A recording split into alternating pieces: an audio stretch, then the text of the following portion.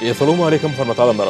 Garaşlar waqy tarap ýurdumyzdaky täzelikler hem habarlar bilen tanışdyrýan Watan habarlary gepleşmegläşýär. Şugun hormatly prezident boldy Gurbanyguly Berdimuhammedow ministrlik kabinetiniň sanly ulgam arkaly nowatdaky mejlisine geçirdi. Onu döwlet durmuşynyň möhüm meselleri ara alyp maslahatlaşyly. Hemem birnäçe resmi namalaryň tasdimlaryna garaly.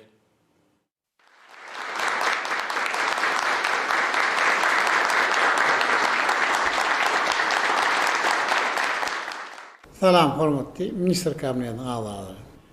Biz şonu ministr kabinetiniň sany ulgam arkaly nowatdaky mejlisini geçirýär.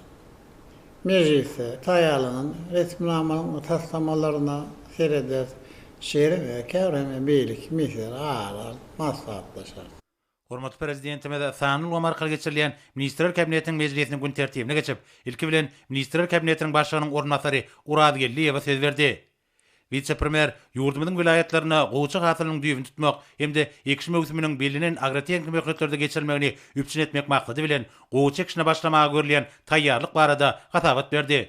Şu günleri vilayetlerde paxtaçy kärinçileriň ekşe girişmek, şol sanyny gowy tokumly taýýarlamak boýunça zeruri işler geçirýänligi bellenildi.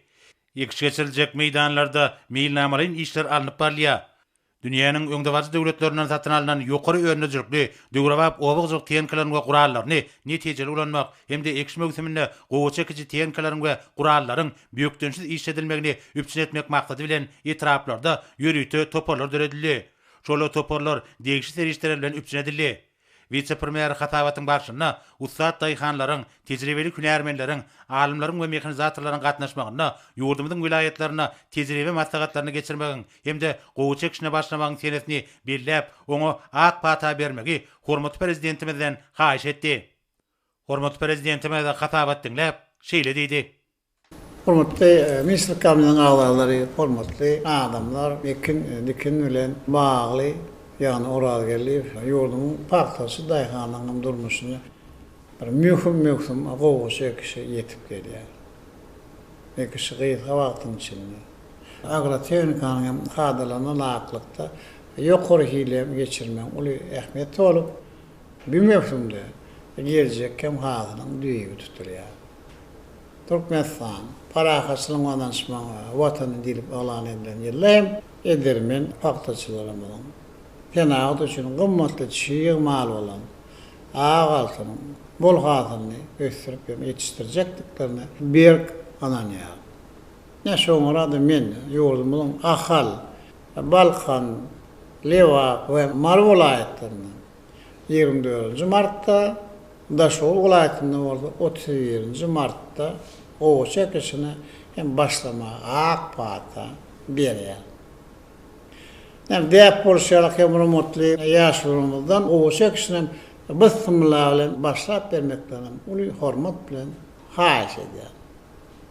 Men edermen daýhanlarymyzdan ählem o goýjylyk işgälerini bir jan halyp maşgalawadan çymy ata-babalarymyzdan miras alan daýhançylyk hem deplerini dowam edip ýeni watanymyň mundan belekde güllä malyp barýan tutanýarly işlerini uly sünükleri arz edýär. Toprağa sepen her bir tohumol müň bolsun merdana paxtaçylar.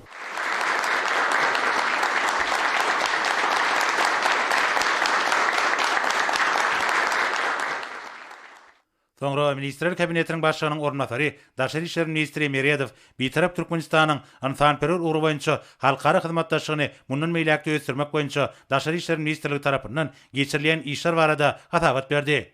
Büyük köp taraply hyzmatdaşlygy geňeltmek maksady bilen birnäçe teklipler, şol sanyna hukuk ulgamyna gatnaşyklary degişli teklipler taýýarlandy.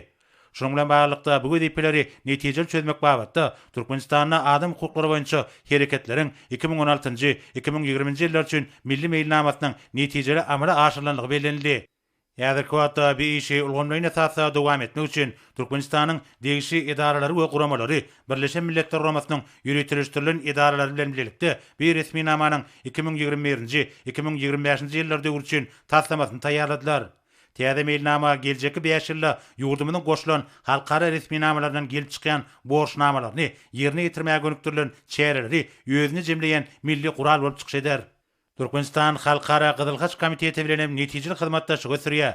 Büyük gurama we beýleki ýürütülişdirilen halkara guramalar bilen hyzmatdaşlygyň netijeli usullarynyň biri höküminde Türkmenistanda halkara insanperwer hukugynyň ornaşdyrylmagy babatyny 2018-2020 ýyllar üçin çäreleriň mailnamasy çykyş etdi. Bu mailnamanyň 2021-2023 ýyllar üçin taslamasy işlenip taýýarlandy. Bir resminama halkara insanperwer hukugy babatda ilatyň habarlaryny ýoklandyrmak, döwlet gullukçylarynyň, milli hünärmenleriň bilimlerini kämilleşdirmäge gönükdirilen çäreleriň toplamyny öz içine alýar. Awraýly halkara guramalar bilen hyzmatdaşlyk babatda Birleşen Milletler Guramasynyň UNESCO ýaly iri ýürütülişdirilen idaralar bilen netijeli gatnaşyklary ösdürmäge uly ähmiýet berilýär.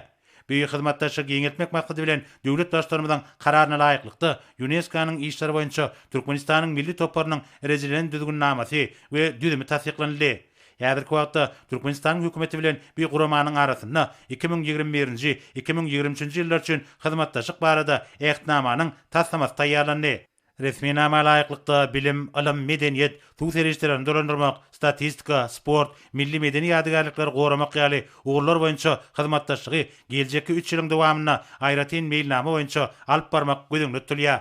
Şunun bilen birlikde Türkmenistan Ýewropada howpsuzlyk we hyzmatdaşlyk guramasy bilen insanperwer ulgamda netijeli hyzmatdaşlyk edýär.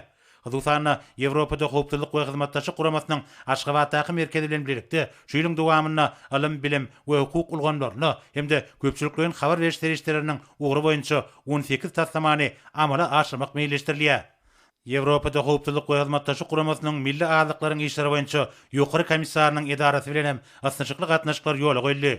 Ýa-da wagtda bir idara bilen ýerine ýetirilýän işleri ulgamlyň esasynda alyp barmak maksady bilen ýurdumyzyň bilim ministrliginiň Ýewropada howpsuzlyk we hyzmatdaşlyk guramasynyň milli azlyklaryň işleri boýunça ýokary komissarynyň edarasynyň arasynda Türkmenistanyň dil we medeniýet köpdürligi boýunça hyzmatdaşlyk hakynaky ähtnamanyň taslamasy taýýarlandy. Hormat prezidentimizin başlangyjy bilen döredilen Türkmenistanyň adam hukuklary babatda halkara borçnamalarynyň we halkara insanperwer hukugynyň ýerine ýetilmegini üpsün etmek boýunça Pugdagary toparynyň işi iýligdirlik kämilleşdirilýär. Muňa mysal höküminde Pugdagary toparynyň halkara guramalaryň wekilleri bilen birlikde geçiren mejlislerini görkezmek bolar. Şunun bilen baglykda 24 martda Daşary işler ministrliginiň halkara gatnaşyklary institutynyň binasynda Pugdagary toparyň nowatdaky mejlisini geçirmek teklip edilýär. Onun gün tertibine şu ýylda awraýly halkara guramalar bilen insanperwer ulgamdaky hyzmatdaşlyk göstermäge hemde bilelikde taýýarlanan iş mailnamalaryny durumça geçirmäge degişli meseleler giýdiler. Şeýlekem şu mejlise sanly video aragatnaşyk arkaly Merkezi Aziýa sebitinde we Türkmenistanyň işleýän halkara guramalarynyň wekilleriniň gatnaşmagy teklip edilýär. Hormat prezidentime de hatabat dinläp, gydyklanma bildirýän daşary ýurtly hyzmatdaşlaryň ählisi bilen iki taraply we köp taraply görnüşde insanperwer ulgamda netijeli gatnaşyklaryň pugtlandyrylmagynyň we giňeldilmeginiň bir tarap Türkmenistanyň daşary siýasat strategiýasynyň ileri tutulýan ugurlarynyň biridigini beledi. Bu ýurda ýurdumyz iri halkara guramalary, şol sany Birleşen Milletler Guramasy we onuň ýürütülişdirilen idaralary, Ýewropada howpsuzlyk we hyzmatdaşlyk guramasy hemde beýleki awraýly düzümler bilen netijeli hyzmatdaşlyk edýär. Milli liderimiz üstünlükli amal aşırılan ve durumça geçirilýän milli hemde umum beýiklere laýyk gelýän bilelikdäki taslamalaryň uzak möhletli geljegi nazara almak arkaly gurulýan bu hyzmatdaşlygyň aýdyň netijesini beledi. Türkmenistan öz üstüne alan halkara borçnamalaryny ýerine getirmäge bir ıgrarly dony görkezip, insanperwer hyzmatdaşlyk meselelerine işin orna gelýär. Hemde tebit we ähli derejede paragatçylyk we awadançylyk öpçün etmäge, häzirki döwrüň wajyp wezipelerini çözmäge, durnukly öz iş maksatlaryna ýetmäge gönükdirilen anyk başlangyçlary öňe sürýär. Hormat prezidentime de bular barada etmek bilen hüdülünün teklipleri makullady. Hemde vice-premieri Daşary işler ministrine olary durumça geçirmek, agdaryň ulgamda netijeli hyzmatdaşlyk üçin köp taraply kuwatdan has netijeli peýdalanmak boýunça degişli tapşyryklar berdi. Soňra Ministrler Kabinetiniň başlygynyň ornasary Durdulew Türkmen Kimya Döwlet Konserniň işini kämilleşdirmek hemde energetika ministrligine we onuň idara kärhanalaryna sanyl ulgamy ornaşdyrmak boýunça alınıp barýan işler barada hatabat berdi. Türkmenistany senagat taýdan ösen döwleti öwürmek we yerli çygymal serişlerini oýlanjykly peýdalanmagyň esasynda senagat budugyny diversifikasiýa bilen ösdürmek ugruna ýurdumyzda ýokary tehnologiýalar bilen enjamlaşdyrylan täze döwrewap disgalar gurulýar. Olarlaryň işläp gelýän kärhanalaryň durky täzelenýär. Ýurdumyzyň kimya pudugyny mundan meýlekde ösdürmek, mineral, gidromineral we uglevodorod serişleriniň netijeli peýda alınmagyny we toplumlaryň gaýtadan işlenilmegini, ýylatyň hemde halk hojalarynyň puduklarynyň zerur kimya önümleri bilen üpçün edilişini gowlandyrmak maksady bilen Türkmen Kimya Döwlet Konserniň düzümine täze önümçük kärhanalary ulanmagy berildi. Türkmenistanyň durmuş ykdysady ösüşiniň 2011-nji 2030-njy ýyllar üçin milli maksatnamasynda we Türkmenistanyň prezidentiniň ýurdumyzda 2019-njy 2025-nji ýyllarda durmuş ykdysadydan ösdürmek maksatnamasynda kesgitlenen wezipeleri laýyklykda täzeçil tehnologiýalar bilen üpçün edilen döwrewap önümçülükler daşary ýurtlardan getirilen haritlaryň orny tutýan önümleri çykarmaga hemde eksport mümkinçilikleri artdyrmaga gönükdirilenler. Vice-premier hormat prezidenti bilen garamagyna Türkmen Kimya Döwlet Konserniň işini kämilleşdirmek hakyndaky kararyň taslamasyny ödürledi. Resmi nama laýyklykda pudugyň kärhanalarynyň dolanýylyşyny kämilleşdirmek, işçi güýjini, maddi we mali serişlerini erejeli ulanmak maksady bilen Türkmen Kimya Döwlet Konserniň merkezi iş diwanynyň düzüm gurulşyna üýtgetmeler girmek teklip edilýär. Hormat prezidenti mäde hatabat dinläp, ýurdumyzda hemde daşary ýurtlarda tarpetçileriň ýokary isleginden peýdalanýan kimya önümleriniň ýurdumyzda öndürilen möçörlerini we görnüşlerini ýygyderli artdyrmak boýunça ýöňde goýulan wezipeler bilen baglykda kimya tenagatyny kämilleşdirmek ugruna işleri alyp barmagyň zerurdygyny bellädi. Döwlet başçylygynda degişli karara gol çekip, ony elektron resminama durançyk arkaly vice-premiere iberdi. Hemde bir resminamanyň düzgünleriniň ýerine ýetirilişine bir gödekçiligi üpçün etmek tapşyrdy. Soňra vice-premier Durduliyev hatabatyny dowam edip, energetika ministrliginiň hemde onuň idara kärhanlarynyň işine tanul gomy ornaşdyrmak boýunça alınıp balyan işler barada aýtdy. Elektrik energetika pudugyny tanul gomy ornaşdyrmak işleriniň gidişine gödekçilik etmek maksady bilen energetika ministrliginiň merkezi diwanyna maglumat howpçylygy we tanly tehnologiýa bölümi döredildi. Häzir döwlet energi gödekçilik kärhanasynyň binýadyna hatabat merkezi döredilip, şol ýere Aşgabat şäheriniň hemde vilayatlariň ähli tarpetçileri barada maglumatlar gelip gowşýar. Tölük terminallary oturdyldy. Hatabat merkeziniň internet portaly döredildi. Öýjükli telefon arkaly tölük geçirmek hyzmatlaryny ýola goýmak boýunça işler tamamlaş tapgyrda alınıp barýar. Büyük şäherler nagdyal hataplaşyklary geçirmäge, elektrik energi tölekleriniň geçirişine we taşyýatly ulanşyna gödekçilik etmek boýunça işleri ýeňilleşdirmäge gönükdirilenler. Hormat prezidenti mäde hatabat dinläp, milli ykdysadyetimiň esasy puduklaryny tanul goma geçirmegi çaltandyrmagyň zerurdygyny öňe çekip, vice-premiere gödekçilik edýän düzümlerini tanlaşdyrmak işini diversifikasiýa ýoly bilen alyp barmak hemde Türkmenistanyna 2019-njy 2025-nji ýyllarda tanlyk ykdysadyety ösdürmegiň konsepsiýasyna laýyklykda maglumatlaryň elektron binýadynyň awtomatlaşdyrylan ulgamyny döretmek boýunça işleri güýçlendirmek barada anyk görkezmeler berdi. Soňra Ministrler Kabinetiniň başlygynyň ornatary Müşrikow Türkmenistanyna 2019-njy 2025-nji ýyllarda sanlyk ykdysadyety ösdürmegiň konsepsiýasynda kesgitlenen wezipeleri üstünlikli çözmek maksady bilen görülýän anyk şäherler hemde ýurdumyzyň ähli puduklaryna, wilayatlariň we Aşgabat şäheriniň häkimliklerini sanlyk ykdysadyety ornaşdyrmak we elektron maglumat binýatly ulgamyny döretmek babatda geçirilýän işler barada hatabat berdi. Geçirilen seljerme işlerine laýyklykda wilayatlariň we Aşgabat şäheriniň häkimlikleriniň gurulşyny maglumat howpçylygy we tanly tehnologiýalar bölümini döretmek, olaryň düzümine degişli üýtgetmeleri girmek hakynda teklip taýýarlandy. Şonuň bilen baglykda hormat prezidenti bilen garamagyna wilayatlariň we Aşgabat şäheriniň häkimlikleriniň işini kämilleşdirmek hakyndaky kararyň taslamasy götürildi. Hormat prezidenti mäde hatabat dinläp, şahsiýetiň, jemgyýetiň we döwletiň içerki we daşarky maglumat howplarynyň goruglyk ýagdaýyny gadanmagyň, adamyň we raýatyň konstitusiýon hukuklaryny we adatlyklaryny amala aşyrmagy, halkymyzyň münasip durmuş derejesini üpçün etmek bilen çäklenmän, eýsem ýurdumyzyň öz ygtyýarlygyny hemde durnukly durmuş ykdysady üçin üpçün edýänini beledi. Şunun bilen baglykda bu ugurda görülýän toplumlaryň şäherler ähli kesgitlenen meýilnamalary ýerine ýetirmäge ýardam etmelidir. Hormat prezidentime degişli karara gol çekip, onu elektron resminama durançyk arkaly vice-premiere iberdi. Hemde resminamada kesgitlenen wezipeleriň ýerine getirilişini bir gödekçilikde taklamagy taşyrdy. Soňra vice-premier hatabatyny dowam edip, tanul goma geçmegiň döwlet hyzmatlarynyň hilini ýoklandyrmak, idara kärhanlary durandyrmak işini kämilleşdirmek boýunça görülýän toplumlaryň şäherleriň çäklerini gödekçilik edýän düzümleriniň alyp barýan işleri barada maglumatlar berdi. Türkmenistanyň prezidentiniň 2020-nji ýylyň 3-nji ýylyna karary bilen tasdiklanan dünýä ykdysadytyna emele gelen çylşyrymly ýagdaýlaryň ýurdumyzyň ykdysadytyna getirýän täsirlerini peşeltmek hemde milli ykdysadyty durnukly ösdürmek boýunça 2020-2021-nji ýyllar üçin milli maksatnamasyna laýyklykda kärhanlary belli almak işini kämilleşdirmek boýunça çäreler bellenildi. Şonuň bilen baglykda ýuridik şahslary döwlet tarapyndan bellige almagyň hemde olaryň hatabyny ýöretmegiň tertibiniň gaýtadan işlenip taýýarlanyny barada habar berildi. Ýurdumyzda kiçik we orta telekeçiligiň işçiligi üçin amatly şertler döretmek, raýatlaryň işçilik başlangyçlaryny giňden gollamak maksady bilen resmi namanyň taslamasyna degişli üýt götmeler we goşmaçylar girdildi. Hormat prezidentime de hatabat dinläp, gadyraşdyrjy hukuk namalaryny döwrüň talaplaryna hemde ýurdumyzda durmuş ykdysadydan ösdürmegiň möhüm wezipelerine gybap getirmegiň milli kanunçylyk bunyadyny özgertmegiň esasy orlarynyň hataryny durýanyny belledi. Döwlet başlarymyzy hereke edýän resmi namalary ýygyderli seljermegiň hemde olary tapgyrma täzelemegiň möhümdigini aýdyp, vice-premiere kärhanalar hakynda Türkmenistanyň kanunynyň düzgünlerini nazara almak bilen bu ýurda alınıp bolýan işleri dowam etmegi tapşyrdy. Soňra Ministrler Kabinetiniň başlygynyň ornatary Galejew ýurdumyzyň hususy eksport edijilerini mundan meýlekde gollamak barada hatabat berdi. Daşa ýurtlardan getirilýän haritlaryň orny tutýan we eksport ýönümleriniň öndürilýän mukdaryny artdyrmak boýunça toplumdan işler alınıp barlýar. Hususy ulgamyň ösdürmegine döwlet tarapyndan berilýän gollawyň netijesinde daşa ýurtlara senagat haritlarynyň hemde adyk öňümleriniň eksport edilişiniň muktary artdy.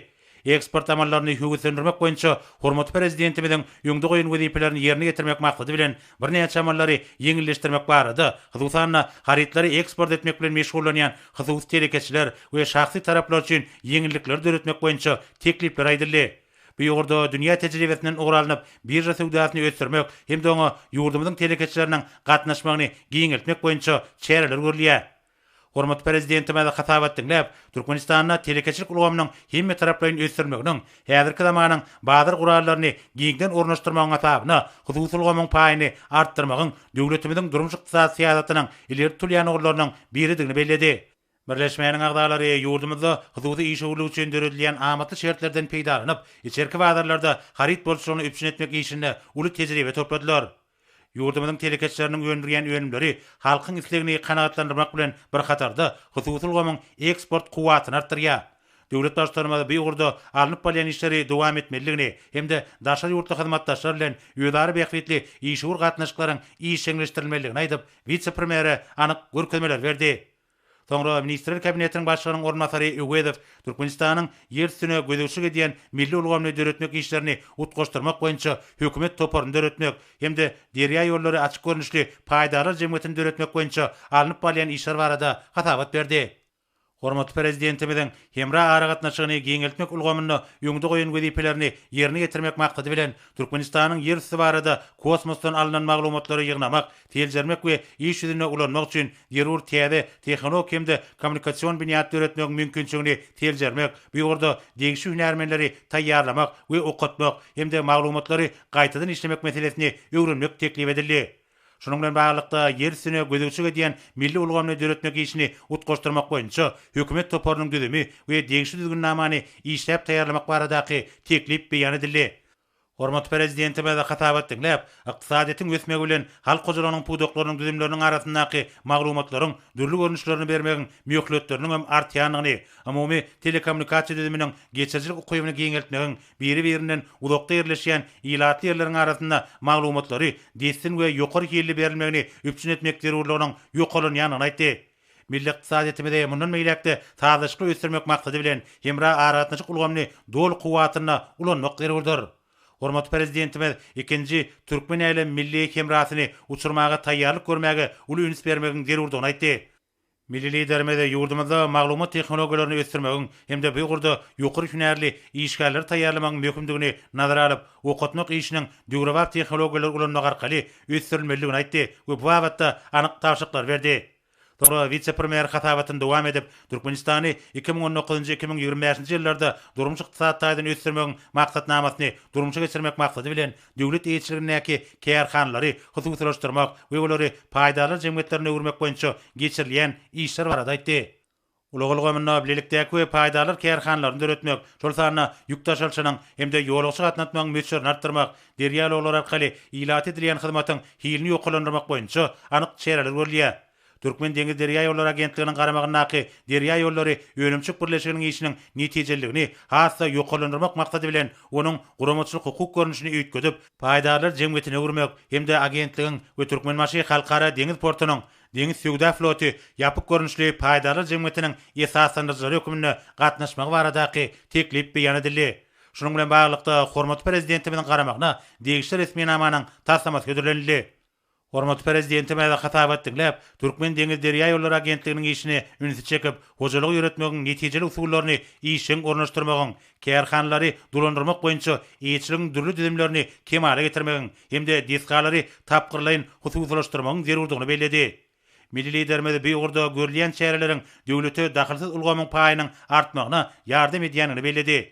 Döwlet başlarymyz derýa ýollary açyk görnüşli paýdaly jemgyýetini döretmek hakyndaky karary gol çekip, ony elektron resmiýnama durunçy arkaly vice-premiere ýerdi. Hormatly prezidentimiz resmiýnamadan gelip çykan wezipeleri ýerine getirmek bilen baglanşykly vice-premiere anyk tawşyklar berdi. Soňra Ministrler Kabinetiniň başlygynyň ornatary Mehmedowa garaşdyrlyk ýyllaryna Türkmenistanyň gazanyň uly üstünliklerini, halkara hyzmatdaşlygynyň çäklaryny, beýleki döwletleriň tele ýaýlymlaryna giňden beýan etmek boýunça alınıp balyan işler barada hatabat berdi. Türkmenistan paragatçylygyň we anançmagyň watan ýen ýylla hormatly prezidentimiziň içeri we daşar tiýadatyny giňden wagt etmek, dünýäniň iri habar berişleri bilen hyzmatdaşlyk giňeltmek arkaly ýurdumyzyň halkara maglumat giňişligine goşulmak boýunça toplumlaryň işler alınıp barlýar. Watanmyzyň garaşdyrlygynyň şanly 30 ýyllyk münasibetli ýurdumyzda geçirilýän çäreleri giňden beýan etmek boýunça işler amala aşyrylýar. Ýa-da daşary ýurt teleradio kompaniýalary bilen birlikde olaryň ýaýlymlaryna görkezmek üçin garaşdyrlyk ýyllaryna ýurdumyzyň gazanyň üstünlikleriniň ähmiýetini açyp görkezýän uly göwrümli gepleşikler taýýarlanýar. Hormatly prezidentime de hatabat dinläp, garaşdyrlyk ýyllaryna ýurdumyzyň gazanyň üstünlikleri bilen dünýä jemgyýetçiligini tanışdyrmak boýunça işleri işleňleşdirmegiň ähmiýetini bellädi. Şoň bilen baglykda milli liderimiz daşary ýurtlaryň awraýly habar berişi we teleradio ýaýlymlar düzümleri bilen hyzmatdaşlyk ösdürmek boýunça işleri dowam etmegi tapşyrdy. Türkmenistanyň telewizioniýa, radio gepleşikleri we kinematografiýa baradaky döwlet komiteti bilen daşary ýurtlaryň teleradio ýaýlymlarynyň arasyna ýöleri hyzmatdaşlygy ýola goýmak babatda anyk görkezmeler berdi. Soňra Ministrler Kabinetiniň başlygynyň ornatary Abdurrahmanow şu ýylyň 1-nji ýarymynda Saudi Arabistany paýçalygynyň paýtagty Er-Riyad şäherine geçirilmegi meýilleşdirilýän tüwda ykdysady hyzmatdaşlyk boýunça bilelikdäki hökümetary Türkmen Saud toporunyň nowatdaky 7-nji mejlisine geçirmäge görülýän taýýarlyk barada hatabat berdi. Duşun barşyna hormatly prezidentimiziň 2016-njy ýylyň maýyna Saudi Arabistany paýçalygyna bolan resmi saparynyň çäklaryny, ol çeklen alaryşyklary we beýleki resmiýnamalary durumçy geçirmegiň meselelerini hemde sowda ykdysady, maýy goýum, energetika, gurulşyk we senagat ulgamlaryna, dag magdany, azyk we derman senagat puwdaklaryna, hususy işgürlük orunyna, taglyk goraş, owa we suwgaçylygy, daş gurşagy goramak, maglumat kommunikasiýa tehnologiýalary, ilim we bilim, sport, medeniyet we fiýagatçylyk ulgamlaryna iki tarap bilen hyzmatdaşlyk ösdürmegiň geljegini ara alyp maslahatlaşmak gözüňe tutulýar. Hormatly prezidentime de hatabat dinläp, Türkmenistany Saudi Arabistany paýçalygy bilen ýöňden gelýän dostlyk we netijeli hyzmatdaşlyk gatnaşyklarynyň baglanşdyrýanyny bellädi. Şol gatnaşyklar bolsa iki taraplyň we köp taraplyň görnüşde awraýly sewit hemde halkara guramalarynyň we düzümleriniň uğru boýunça üstünlükli ösdürilýär. Milli liderimize deň hukuklyk, ýölary hormat goýmak we anançmak görelgelerine esaslanýan döwletara gatnaşyklarynyň okgully ösýänligini kanagatlanma bilen belläp, ýölary beýikli tüwda ykdysady we işgur gyzyklanmalary mundan meýläkde giňeltmek üçin uly mümkinçilikleriň bardygyny aýtdy. Milli ykdysadyty senagatlaşdyrmagy we sanyl goma geçirmäge tarap ugralynmagy, ýurdumyzda amala aşyrylýan giňerimli özgörtmeler maksatnamalary we iri taslamalar netijeli hyzmatdaşlygy diversifikasiýa bilen ösdürmek üçin oňoýly mümkinçilikleri üpçün edýär. Döwlet başlarymyza bilelikdäki hökümetary toparlarynyň işiniň ähmiýeti barada aýdyp, ýölary beýiklik we uzak möhretlik esasyna gurulýan hyzmatdaşlygy puwturlandyrmagyň netijeli guraly hökümini büýük tejribäniň özüni gowy tarapdan görkezenligini bellädi. Soňra Ministrler Kabinetiniň başlygynyň ornatary Gelin Ýazyp, watanymyzyň mukaddes garaşdyrlygynyň şanly 30 ýyllygy hemde 2021-nji ýylyň Türkmenistan paragatçylygyň we anançmagyň watan diýilip eglan edilmegi münasibetli ýurdumyzda we daşary ýurtlarda geçirilmegi meýilleşdirilýän çäreleri taýýarlyk görüşi barada hatabat berdi. 3-nji, 4-nji maýda Bilim Ministrliginiň hemde Ilimler Akademiýasynyň guramagyna onlaýn görnüşinde innowasion tehnologiýalary öýrençige ornaşdyrmagyň meselleri atly halkara almy amaly maslahaty 5-8-nji may aralygynda Halkara Insan-perwer ilimleri we ötüş universitetinde talipleriň arasynda halkara matematika olimpiadasyny geçirmek meýilleşdirilýär. Halkara forumda ýurdumyzyň alymlary, professorlar we mugallimler bilen birlikde daşary döwletlerden wekilleriň gatnaşmagyna garaşylýar. Şeýle hem halkara matematika olimpiadasyna Türkmenistanyň ýokary okuw mekdepleriniň talipleri bilen birlikde beýleki bir näçe döwletleriň talipleri gatnaşar. Hormat prezidentime de hatabat dinläp, ilim bilim ilgamyny ösdürmäge hemde giň halkara hyzmatdaşlygyny ýola goýmaga ýardam edýän şeýle wekilçilikli forumlaryň geçirilmeginiň wajypdygyny belledi. Ýurdumyzyň innowasion öýüşinde möhüm orny elýän ilim öýrençlik bilen berk baglanyşyk bolmalylar. Döwrewap işläp taýýarlamalar hemde ýöňdewarjy tehnologiýalar işiň ornaşdyrylmalylar. Döwlet başlarymada dünýäniň iň gowy tejribesiniň içkin öwrenilmeginiň hemde daşary ýurtly kärdeşler bilen ýygyderli tejribe alşmagyň zerurdygyny çekip, ýöňümizde çärelerin ýokary guramaçyk derejesini üpçün etmegi taşardy. Soňra hormatly prezidentimiz Sanul Gomarkaly geçirilýän Ministrler Kabinetiniň mejlisine gatnaşyga ýüzlenip, şeýle diýdi. Hormatly Ministrler Kabinetiniň agdalary, hormatly adamlar. Hem bilşiňiz ýaly şöyle hem milli bahar bayramy halkara Nowruz güni ýekşirme uny gawat gelýär. Şoňra kanunlar täzirmen 20-nji martdaky diç günni 23-nji martdaky tişenme uny geçirmek barada hem permana gol çekçe.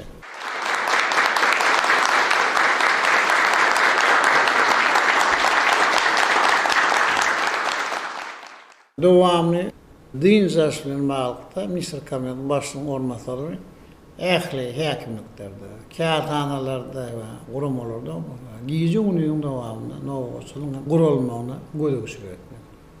Hem şol günler hukuk goragy edalar hem güýçlendirilen döwürni gulluk etmeli. Onu Ministr Kabineti awal. Mehriban halkym edi watandaşlar. Näçe Türkmenistan parahasynyň wanaşma watan diýip alan edilen ýyllar ýetip gelen milli bahar bayramy halkara Nowruz güni bilen tüýsürekden gutlaýar. Enşeme müň ýyllyklaryň hem dowamında köp halkyň durmuşyna asyrlardan asyrlara, nesillerden nesillere geçirip gelen Nowruzy merdana ata-babalarymyň täze ýyl başlanma hukmunda giňden bayram edipdirler. Hem Nowruzyň gelmegi bilen tiýat jalanyp, agaçlar pyntyklap, sahawatly, sehramyl, bu hem meýdanlarymyz ýaşyl, lywata beslenýär. Halkymyň ikramçylyk bilen hem bagly gadymy diýip tesolary. Nowruz hem bayramynyň bellenýän günlerine giňden berja edilýär. Ne ýyl içinde Nowruz geçin şahmetse hasyla garaş. Nowruzdan soň gyş bolmaly meýdandan soň ýaly nakallar hem bunyň teýygatda ähmiýetiniň judaýym bolýuny görkezýär. Gözellige beslenen bahar pasylyna baba daýhanlar ýagşy arzu niýetler bilen tohum sepip täzem hasyň düýün tutma aqsam girişýärler. Akyllar hem şahymy maktum prağı hem gelse Nowruz äleme renk akılar jahan peýda. Eýürler awaz urup da akılar duman peýda. Diýmek bilen Nowruzyň hem şeker waspany çuňur hem manyly sözler bilen beýan etdi. Häzirki döwürde Nowruz bayramy halkymyň gadymy taryhyny, medeni migrasyny, ruh hem dünýäsini özünde jemläp bakana ýetip bolmazak hem gymmatly hazyna öwrýär. Türkmenistan parahasynyň wanaşmagyň watan diýip alan eden ýyllar ýurdumda giňden berlenýän milli bahar bayramy halkymyň parahasylyky töýjüleri. Dost dogunu, hoşnýetligi we ansan-perwerligi esaslanýan milli ýol ýörelgilerini has dawalagyndyr. rayetlerimiz bilik maksatlı tutumlu işleri ruhlanır ya. Nurul bayramı şahatlık şağalanı soğukunu bu insan şey kalplamada bahar coşunu ya da yakın ol doğar ya. Ne mehran halkım yedi vatandaşlar. Sidi qarasız baq bir taraf döwletimizde. Onu davralara beslenip belenen milli bahar bayramı halkara nurul günü bilen yendirýärler tüýsürekden gutlaýar. Sizin aklınızda bir can sağlık, uzak ömür, maşala vadançılığını, tereniz ekmek üstünlüklerini arzu ediyor.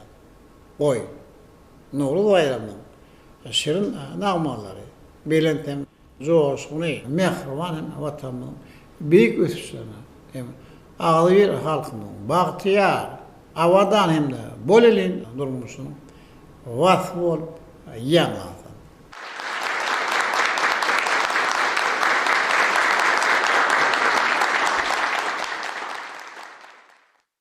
Hormat Mr. Kabinetinin a'zaları. Biz şunun bilen faanly ulgam arkaly Mr. Kabinetinin nowatdaky mejlisini geçirip oturýar. Meňe aklymda bir jan sağlygyny hem alp barýyşyny bundan berekden ol üstünlikleri arzu edýär. Sağ olun.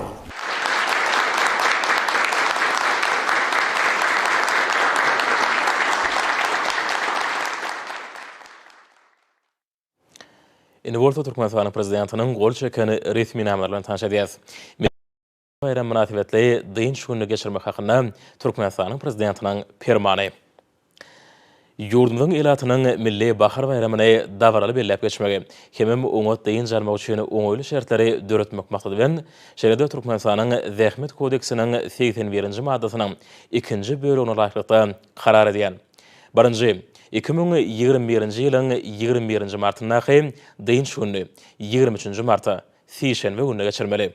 İkinci, şu fermanyň ýerine ýetirilmegini eýeçiliginiň görnüşine garamadan ähli idaralar, kärhanlar hemem guramalar üpçün etmeli. Türkmenistanyň prezidenti Gurbanyguly Berdimuhammedow. Welaýetliň hemem Aşgabat şäheriniň häkimlikleriniň işini hasam kämilleşdirmek maksady bilen Türkmenistanyň prezidenti karary bolçakdy. Resmi näme laýykda welaýetliň häkimlikleriniň hemem Aşgabat şäheriniň häkimliginiň guruluşy tasdiqlanýarly.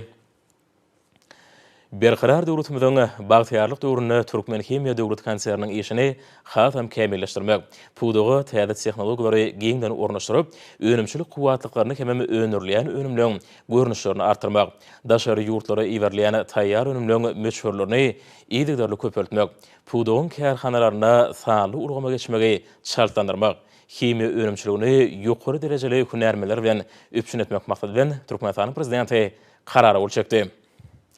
Resmi näme laýykda Türkmen Himiýa döwlet konserniniň başlygynyň orunbasary wezipesi girdirildi. Hemem şu konserniň merkezi idarasynyň guruluşy tasdiqlanýarly.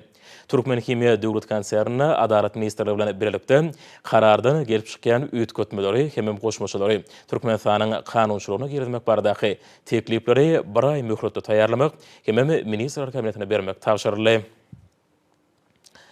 Türkmenistanyň durmuş ykdysady ösüşiniň 2011-nji 2030-njy ýyllar üçin milli maksatnamasyna belenen wezipeleri üstünlikli durmuşa geçirmek, kärhanalaryň işiniň netijelerini ýokarlandyrmak, hemem bazar gatnaşyklary üçin amatly şertleri döretmek, şeýle hemem berqarar döwletiň bagtyarlyk döwründe ulugymynyň işini hasa kämilleşdirmek maksady bilen Türkmenistanyň prezidenti karary bolçakdy. Resmi näme laýykda Maliýe we Ykdysadyýat ministrligine we Türkmen deňiz derýa ýollary agentligine agentligiň garamagyndaky derýa ýollary önümçilik birleşiginiň guramaçylyk hukuk görnüşini üýtgedip, ony derýa ýollary açyk görnüşli paýdalar jemgyýetine belenen tertipde öwürmek tapşyryldy. Derýa ýollary açyk görnüşli paýdalar jemgyýetine esaslandyrjylar hökmünde Türkmen deňiz derýa ýollary agentligine esaslyk maýadaky paýy 10 götürüm. Hemem agentligiň Türkmenbaşy halkara deňiz portuny esaslyk maýadaky paýy 50 götürüm möşörde paýly gatnaşmaga ygtyýar berildi.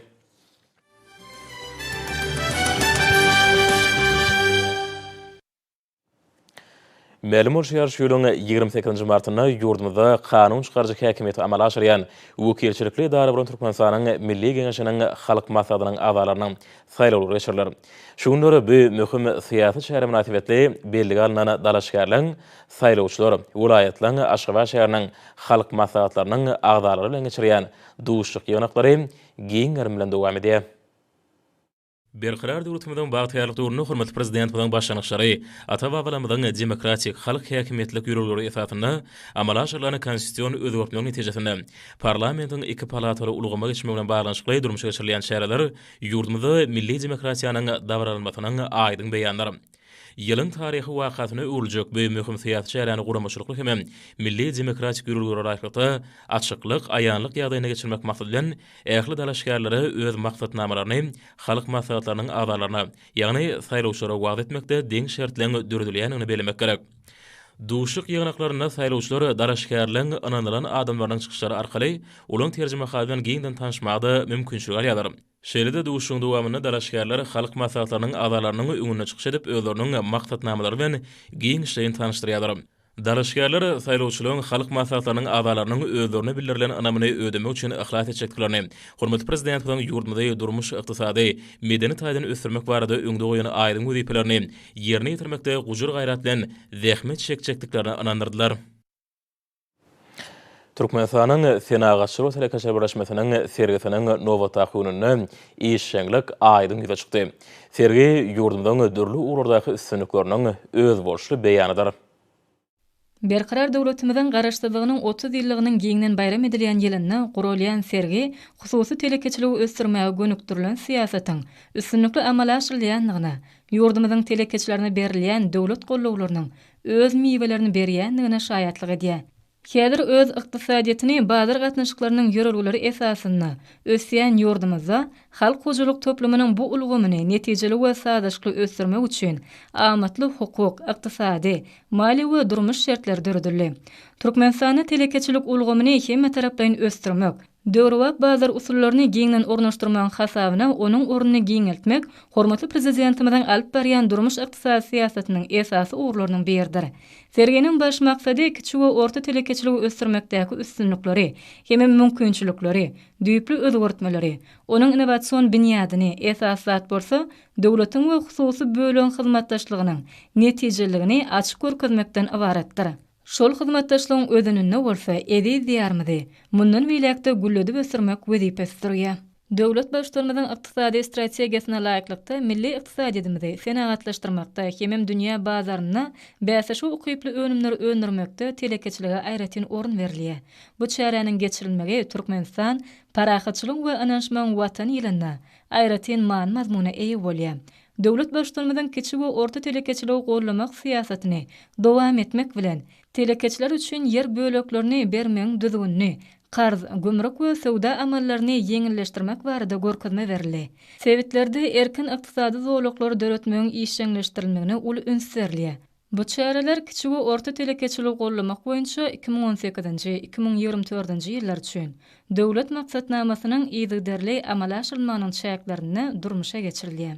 Bu maksatnama Türkmenistanyň telekeçiligi işçileşdirmek arkaly ykdysady we durmuş ösüşiniň ýokary depkinlerini öpçün etmäge gönükdirilendir. Türkmenistanyň Senagatçylar we Telekeçiler Birleşmesiniň döredilen gününden bäri döwlet hususy telekeçilik gatnaşyklarynyň üstünligine we geljeginiň ullugyna şaýatlyk edýän ýeri tassamalaryň ençemesi amala aşyryldy. Hormatly prezidentimiziň alyp berýän giň halkara hyzmatdaşlyk syýasaty telekeçilere dünýäniň durly ýurtlarynyň işewur toparlary, halkara işewurlyk düzümleri bilen özara bähitli gatnaşyklary işçiň ösdürmäge mümkinçilik berýär. Bu bolsa ýurdumyzyň dünýäniň ykdysady ulgamyna goşulmagyna hem hojalygy dolandyrmagyň öňde barjy usullaryna geçmäge ýardam edýär. Häzirki wagtda bu maksatnamalar üçin sany tehnologiýalar giňden ulanylýar. Ýurdumyzyň işewurlyk birleşigine döwlet tarapyndan maksada gönükdirilen kömegiň berilmegi hormatly prezidentimiziň alyp berýän beýik işleri bilen günden-güne baglanyşyklydyr. Hem milli liderimiziň ykdysady syýasatynyň üstünlikli durmuşa geçirilýäniniň sowutnamasydyr. Hyzmatdaşlygyň Türkmenistanyň dürli urardaky düzümleriniň wekilleri bilen geçirýän duşyklary taraplaryň gatnaşyklary ösdürmäge bolan işlerini görkezýär. Ýa-da häsiýetde geçirilýän duşyklar hyzmatdaşlygyň ýokary netijeleri bermegini üçin edýär.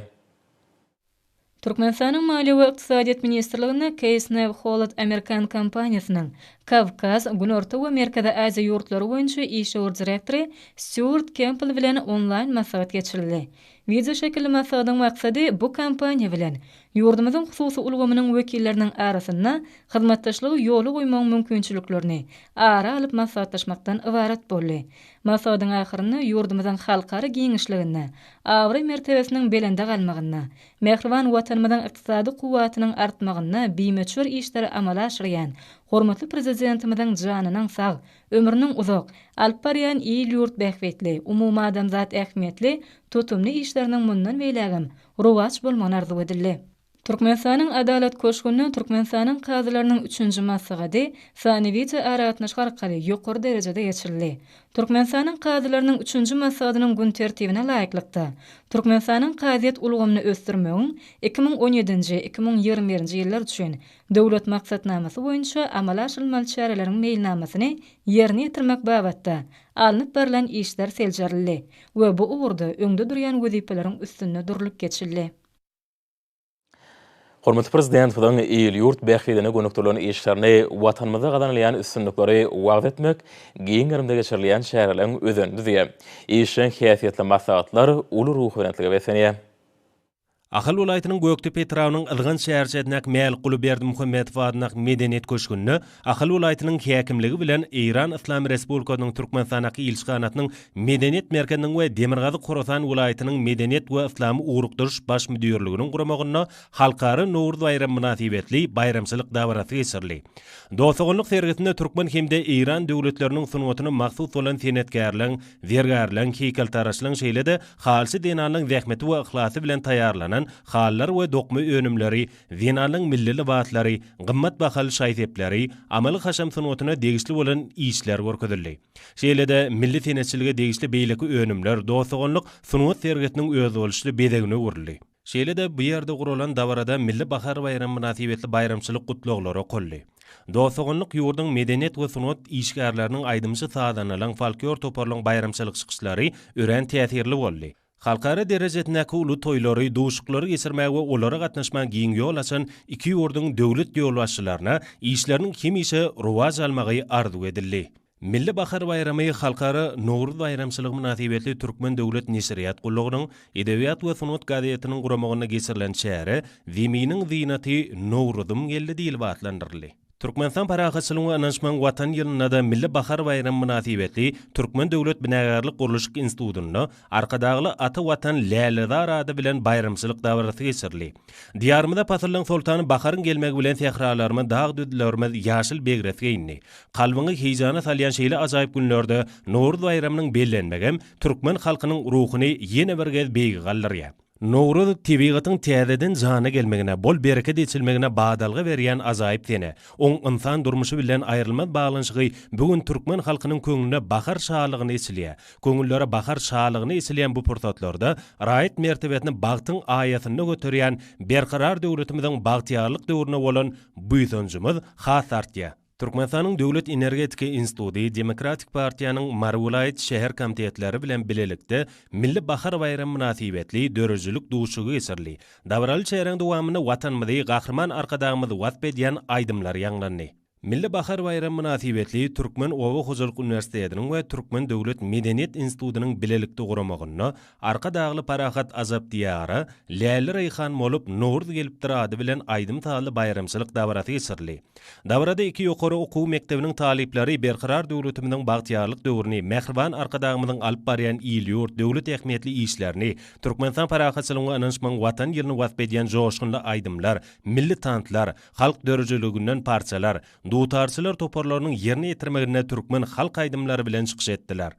Bu milli bahar bayramy münasibetli geçirilen bayramçylyk dawarasy uly şowkuny wetlenip talip ýaşlarda uly täsir galdyrdy. Türkmenistanyň Demokratik Partiýasynyň syýasy geňeşi Kärdesler arkalaşyklarynyň milli merkezi, Magtumula adynaky ýaşlar guramatynyň merkezi geňeşi, Türkmenistanyň parahatçylyk gadatynyň müdiriýeti, Agrar Partiýanyň guramagyna milli bahar bayramy halkara Nowruz güni münasibetli halkara Nowruz bayramy parahatçylyk we ananşman bayramy atly maslahat geçirildi. Murat Garif adınaqı Türkmenistan'ın Dövlet Lukmançılık Üniversitesi'nde halkarı Nowruz hemde milli bahar bayramlarına bağışlanıp Nowruz ýyly görkany şan şöhratly ülkematly aýdymsally bayramçylyk dabarasy geçirli. Gözaşyna adamlaryň gadymy döwürlerinden Türkmen halkynyň şan şöhraty betlenen müň ýyllyklary uzap gitýän ajaýyp Nowruz bayramy Türkmen halkynyň durmuşynda ören uly ähmiýete eýe bolan bayramdyr.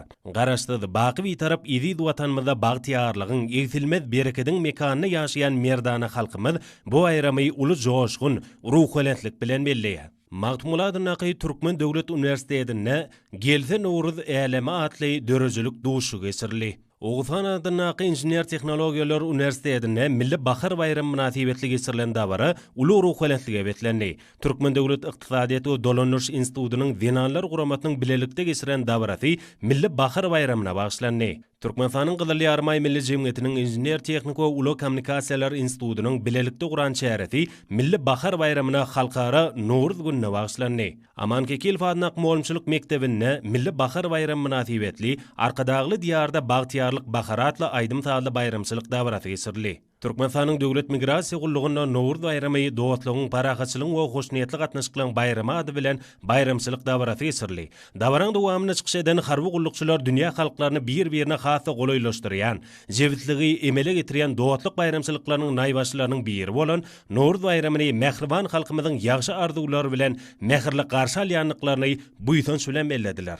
Türkmen Hali Döwlet Berleşigi, Dokma Senaty Ministrligi, Dinanlar Berleşiginiň merkezigi Kärdeşler arkalaşyklarynyň milli merkezi, Dokma Senaty işgärläriniň Kärdeşler arkalaşygynyň geňeş tarapyndan guralan dabara hoş geldiň Nowruzym arkadagly diýara diýilip atlandyrly. Ýagşygellik Hakaýfanyň Halkara Newtge Gazi Üniversitesiniň berqarar döwletimiziň bagtyar dinanlary atly matlagat bayramçylyk dabaralary bilen utgaşdy. Şeýle çäre Halkara gatnaşyklar institutyna da geçirildi.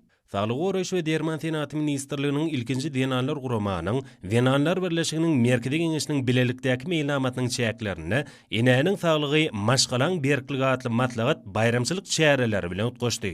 Türkmenistanyň Döwlet Medeniýet Merkeziniň Döwlet Kitapxanatynyň Dinanlar guramatynyň bilelikde guramagyna bagtyar döwrüniň bagtly dinan atly bayramçylyk çäresi geçirildi.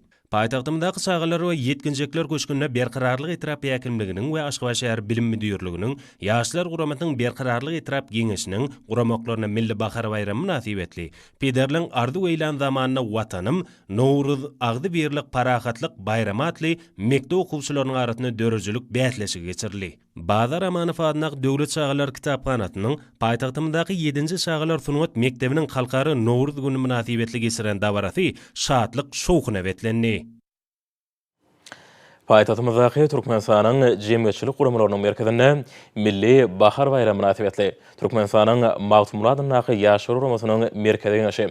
Hemem Türkmenistanyň bilim ministrligi tarapyndan umum bilim berýän mektepleriň okuwçy gyýjagalarynyň arasynda eglan edilen iň eýjejik gyýjagaz 2021 atly şadiýan bäsleşiň jemleýiş tapyry geçirildi.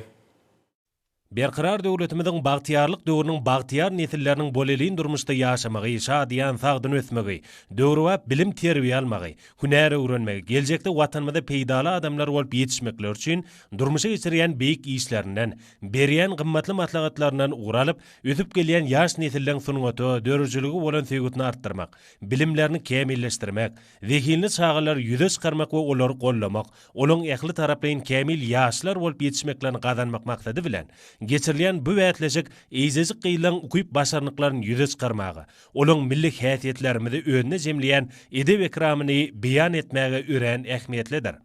Jemleýici tapgyra eýjejik gyýylan 12 gatnaşyp, olar wätleşiň 3 şerti boýunça özara wätleşdiler.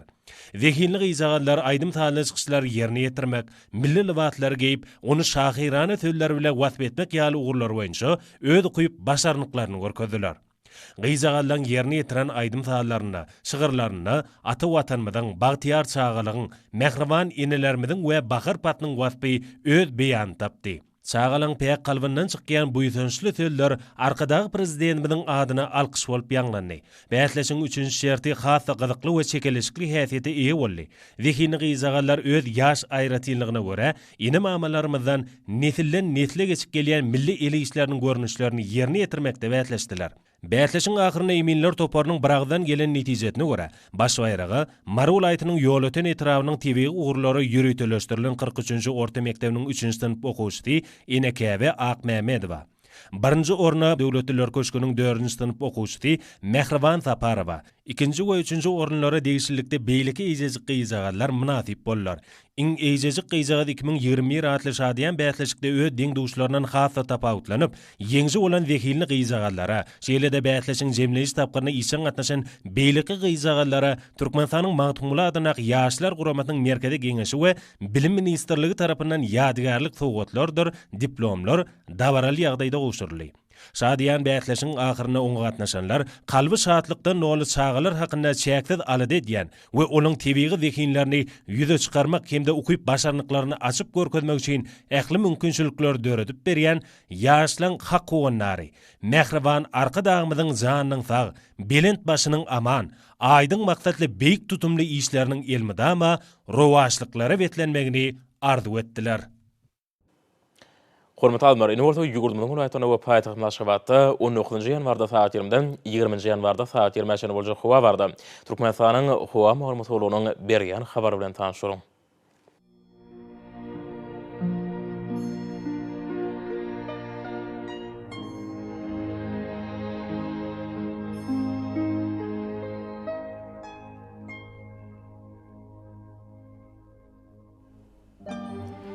Balkan welaýatyna ütkap ýağmur tuhalyp az kim ýaşar Demirgal kulmatran teleskonto 9-4 metr ýetýän şemal ufer. Howa gejatine 3-8 gradus gündüzine 12-17 gradus. Kenary etraplaryna 7-10 gradus maýl bolar.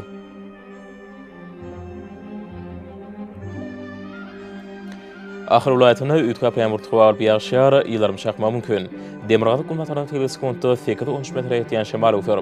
Howa gejatine 7-10 gradus gündüzine 14-19 gradus maýl bolar.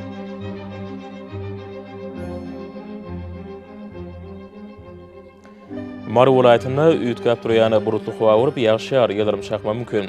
Demirgal kulmatran teleskonto 8-13 metr ýetýän şemal ufer. Howa gejatine 7-10 gradus gündüzine 13-18 gradus maýl bolar.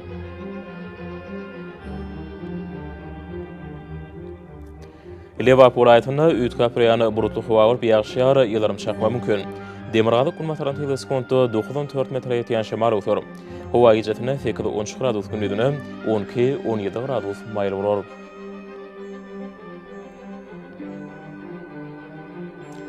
Daşowut welaýatyna ütkap durýan burutly howa urup Demirgal kulmatran teleskonto 7-10 metr ýetýän şemal ufer. Howa gejatine 1 gradus sowukdan 4 gradus maýl gündüzine 11-16 gradus maýl bolar.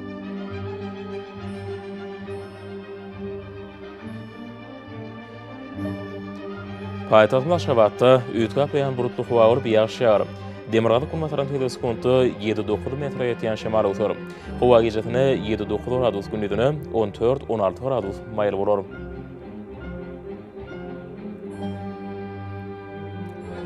Ýurdumyz boýunça mart aýynyň 20-sine magnit hadisasynyň durnuksyz ýagdaýda saklanmagy aşyrýar.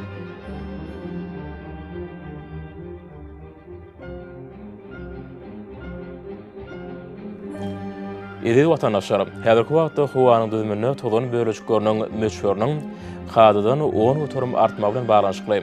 Howa şertleriniň adam bedenine ýetirýän oňoýsuz täsirleriniň öňlenmek üçin ağız burun örtüklerini ulanmagy.